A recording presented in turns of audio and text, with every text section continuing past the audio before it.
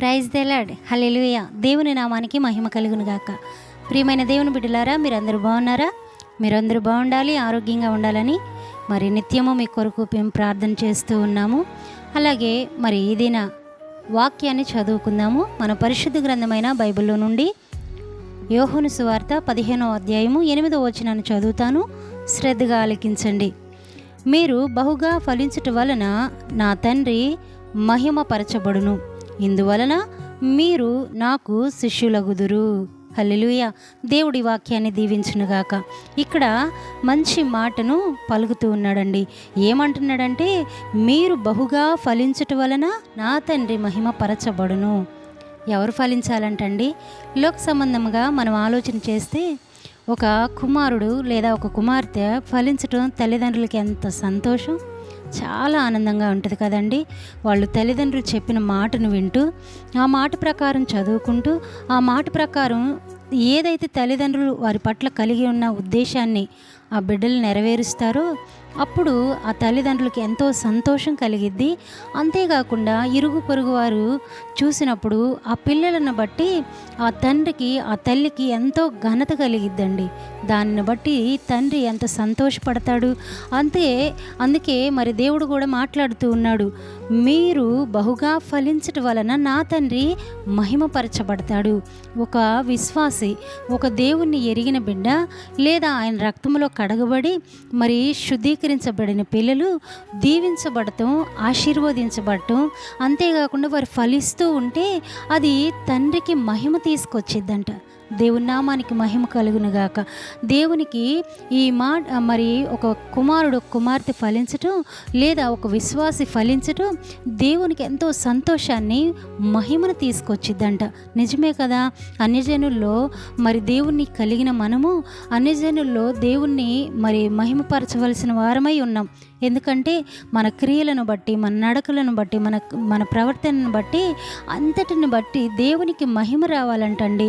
దేనిలో ఫలించాలంటే కొంతమంది అనుకుంటారు లోక సంబంధంగా మంచి బిల్డింగు, మరి వెండి బంగారాలు, పైకి కనబడే రకరకాల వింతైన వస్తువులు ఉంటే దాని ద్వారా ఇది ఫలింపు అనుకుంటారు. కాదు.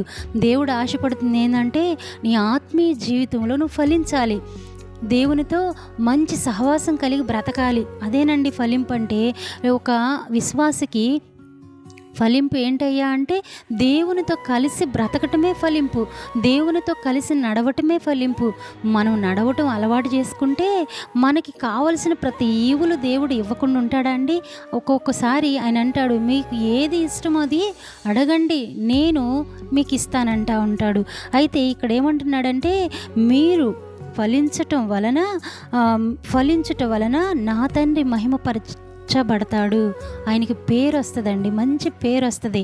అన్ని జనుల్లో చాలామంది ప్రార్థనకు వస్తూ ఉంటే వారు పేదరికం పోదు కొంతమందికి, వారి అప్పులు పోవు కొంతమందికి, వారి రోగాలు పోవు కొంతమందికి.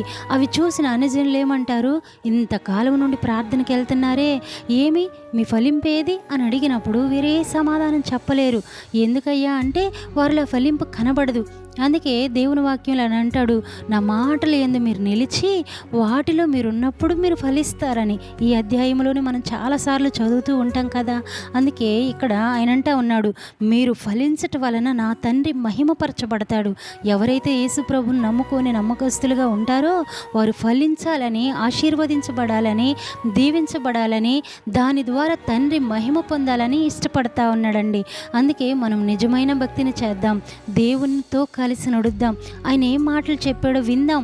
అవి మన హృదయంలో భద్రపరుచుకొని వాటిని అనుసరించి నడిచినప్పుడు దేవుడు మనకు దాచిపెట్టిన మేలులన్నీ, ఆశీర్వాదాలన్నీ మనం అనుభవిస్తూ దేవునితో కూడా మరి ఆయనకి మహిమ తెచ్చే వారంగా మనం ఉంటామండి. అందుకే ఈ వాక్యాన్ని మనం ఈ మంచి సమయంలో విందామా? ఆయన అంటా ఉన్నాడు, మీరు ఫలించడం నాకు ఇష్టం కనుక మీరు ఫలించండి. మీరు ఫలించటం వలన నాకు పేరు వస్తుంది. ఒక తండ్రికి కుమారుని బట్టి మంచి పేరు వస్తే అసలు ఆనందానికి హద్దులు ఉండవు కదండి.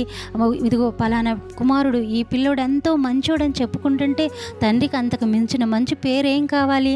అందుకే మనం దీవించబడటమే మన తండ్రికి ఇష్టం, మనం ఫలించటమే మన తండ్రికి ఇష్టం. మనం ఫలిస్తూ దీవించబడుతూ ఆశీర్వదించబడుతూ మన తండ్రికి మంచి పేరు తీసుకురావాలని, ఆయన నామాన్ని మహిమ తెచ్చే వారంగా, ఆయన నామాన్ని ఘనపరిచే వారంగా మనం ఉండాలని ప్రభు పేరిట కోరుకుంటూ ఈ మాటలు ముగిస్తూ ఉన్నాను.